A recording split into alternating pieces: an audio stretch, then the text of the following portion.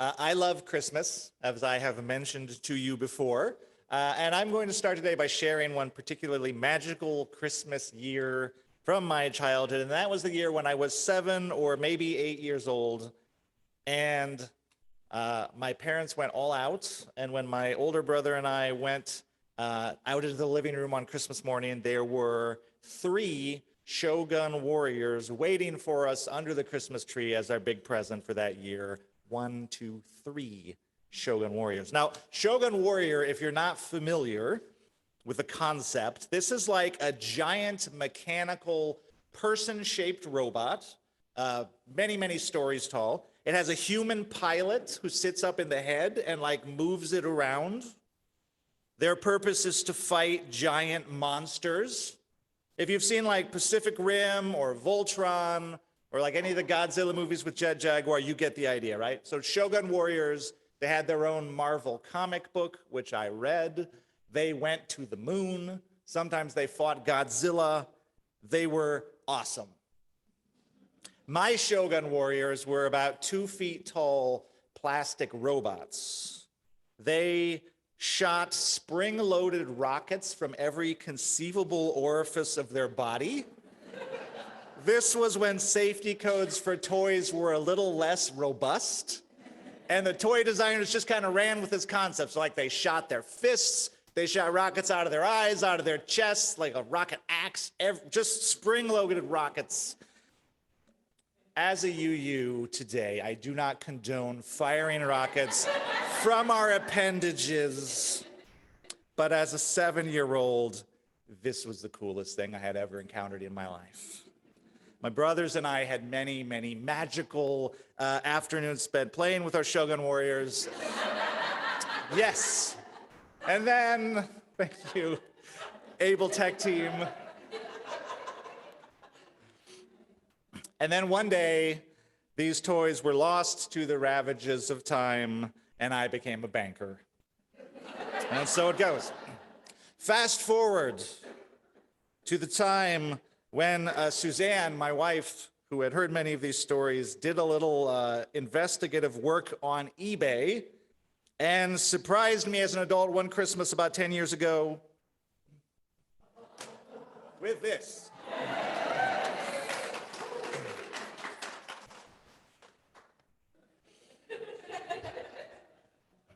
Best wife in the world, and now I'm a minister. So my point to you is take joy where you find it without apology, and let joy change your life.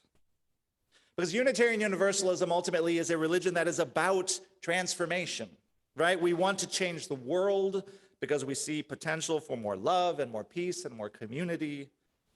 Where there's separateness and exclusion, we believe there can be wholeness and belonging. Where there's want and scarcity and greed, we believe there can be plenty and fullness and giving.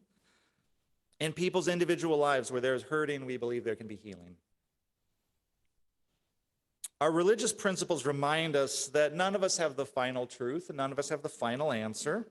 Our 3rd and 4th principles encourage us to seek out growth, spiritual growth, intellectual growth.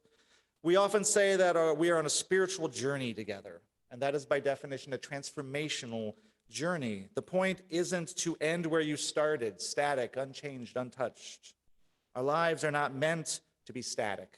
We envision for ourselves and for one another lives of change and growth and development, not because we are chasing novelty for its own sake, but because the richness and the beauty of this world deserves to be explored and uncovered and understood. And the human spirit longs to express itself in new and creative ways, and the brokenness of the world cries out to be healed. In all of this, there is transformation. We're changed in body and spirit. And the word spirit calls for a little elaboration because we are a theologically diverse crowd, right? So we have different ideas of what spirit means. And spirit, to some of you, might mean a transcendent aspect in you that participates in the divine or touches the realm of God or goddess. Spirit might mean the spirit of love at work in the world in which we all participate. It might mean the human spirit, our reason and imagination, our longing and dreaming. It might mean all these things or something a little bit different for you. The word spiritus in Latin originally just meant breath. And I like the image of spirit as something that fills and sustains us, as something that we continuously bring deep down into our bodies, where it abides with us in an intimate way. Now, UUs are a thinky bunch on the whole, and one tendency we have is to intellectualize matters of the spirit, and that's okay, right? We like to study and contemplate and analyze. That's great. We say things like, we're a theologically diverse crowd, and so we have different ideas of what spirit might mean. And then we talk about the definition of all these words, right? This is what we do. That's all good. There's nothing wrong with that. But when you're talking about matters of the spirit, at some point you have to move beyond thinking and talking, and at some point you also have to commit. You have to say yes to the Spirit. You have to say yes to your spirit, and you have to let your spirit fill your body. You have to let your body be a vessel for your spirit, because that's how your spirit touches this world, through your body. And when your spirit touches the world, that's when the magic happens. So however we understand spirit, whether we're talking about the human spirit or the divine spirit, we're talking about love and hope and wonder and joy.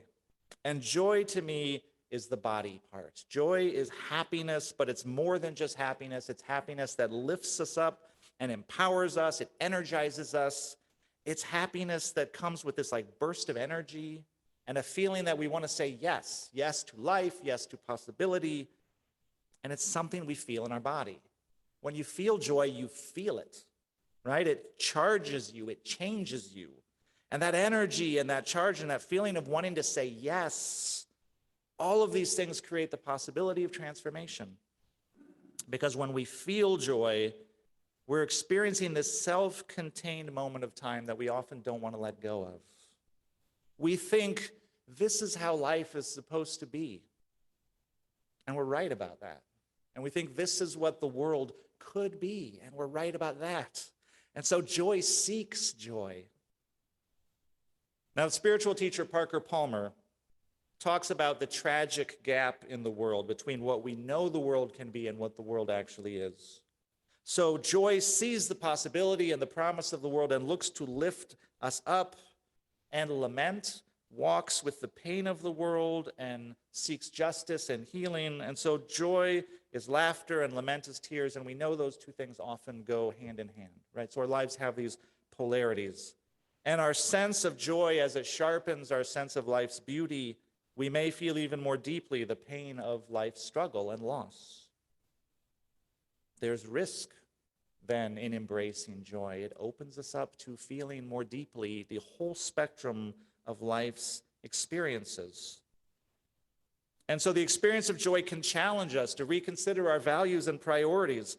When we look at our lives in the light of joy, things that used to satisfy us may no longer satisfy us so much.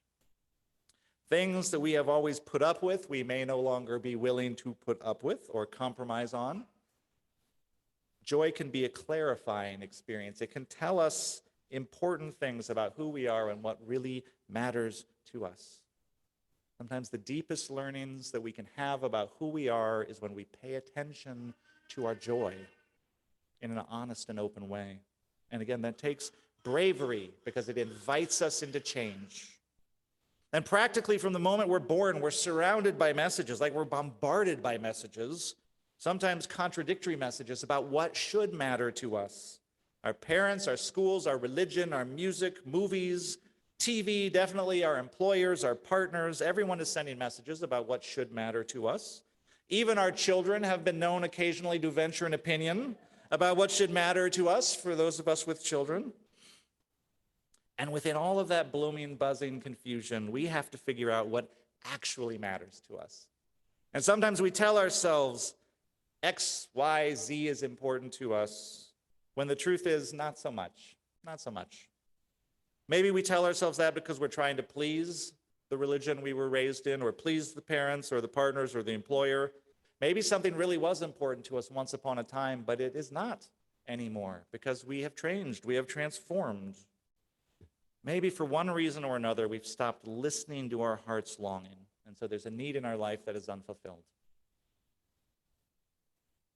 Sometimes we know what is important to us, but we just don't take the time to attend to it because life is busy and lots of things are important to us. And this thing is important right now, this minute. And the other thing can wait and wait and wait. And then joy comes, and joy can shine like a ray of sunshine through the fog of all of these competing priorities and reorient our spirit in a powerful way. And joy can remind you, this is who you are. This is what you are about. And it can surprise you. This is who you are. This is what you are about. And focus your attention beyond all of those conflicting challenges and questions. And so there's always an element of risk in the experience of joy, because joy can transform our lives. And that can be a scary thing because change can be scary, and if we're not ready to face that change, not quite yet, we may close ourselves off precisely at those moments that invite the Spirit in. So we've talked about this. This sermon is really almost a continuation of last week's sermon when I invited you to make space this holiday season for laughter and family and magic and those things that truly bring you joy. When you invite that in, you invite in transformation and change. You invite yourself into the longing of the deepest wells of your spirits. Finally, in a hard, sometimes too hard world, in a world of lament, the experience of joy can be healing and sustaining. Right? The experience of joy reminds us that we are beautiful, amazing creatures. Right? The story of us began 15 billion years ago with that first flash of being. We deserve joy. We are miracles of creation, and joy is our birthright. We are dignified and worthy, and it is only right that joy is our companion on our journey. And it is one of the wonders of the human experience and one of the wonders of the human spirit that we often find joy where and when we least expect it. Even in the hardest times or the most difficult of circumstances, joy finds a way to shine through. Even in a time of lament, there can be joy, bringing with it hope and possibility. So I invite you, as we journey through this season, be open to the presence of joy in your life. Let us receive joy with gratitude as a gift of the Spirit. Let us listen to the things joy is telling us, and then let us share our joy with the world so that we may be changed and the world may be changed and we all may be healed. I close again today with the words of Mary Oliver. If you suddenly and unexpectedly feel joy, don't hesitate. Give into it. Perhaps sometimes something happens better than all the riches or power in the world. It could be anything, but very likely you notice it in the instant when love begins. Anyway, that's often the case. Anyway, whatever it is, don't be afraid of its plenty. Joy is not made to be a crumb. Blessed be, and amen.